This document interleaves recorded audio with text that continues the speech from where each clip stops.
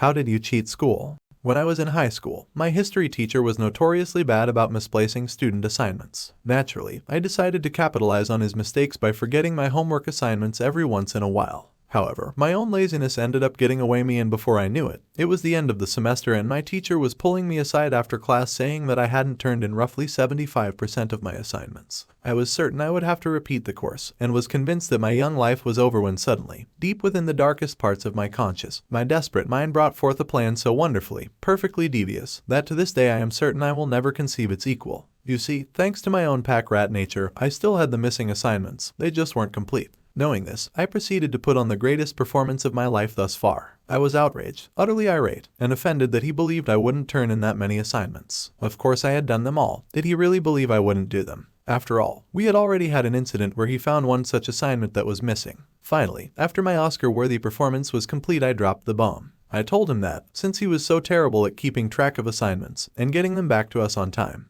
I had been scanning all of my assignments before I turned them in so that I would have them to study off of and to prove that I had done them. He was shocked and confused. I had scanned all of them. I could tell that he didn't believe me, and that I had him right where I wanted him. "All right, Sega," he said, "bring me these scans you have. I'll look them over, and if I think that you're telling the truth, I'll grade your assignments off of the scans themselves." The game was on. I agreed, and immediately upon returning home I finished my other schoolwork, did my chores, and said goodnight to family. Once everyone else was asleep, I set my plan in motion. First, I gather each and every one of the missing assignments, and over the course of one long and desperate evening, I finished every single one. Of course, I knew that this alone wouldn't be enough. If I was truly going to make this work, I needed to go much, much bigger. So, after completing all of the missing assignments, I then snuck into my father's office and began the long and difficult process of painstakingly photocopying each and every one of the missing assignments onto my personal flash drive. What made the process so painful, you ask? Well, you see, I knew that my teacher wasn't some computer illiterate fool. So if I was going to do this right, I needed to cover all of my tracks. This meant that for each and every assignment, I needed to change the date on my computer to the day before the assignment was due, ensuring that a back check of the assignment's PDF files would reveal that they had been completed and scanned before their due dates. I finally completed this entire process at around 4 in the morning,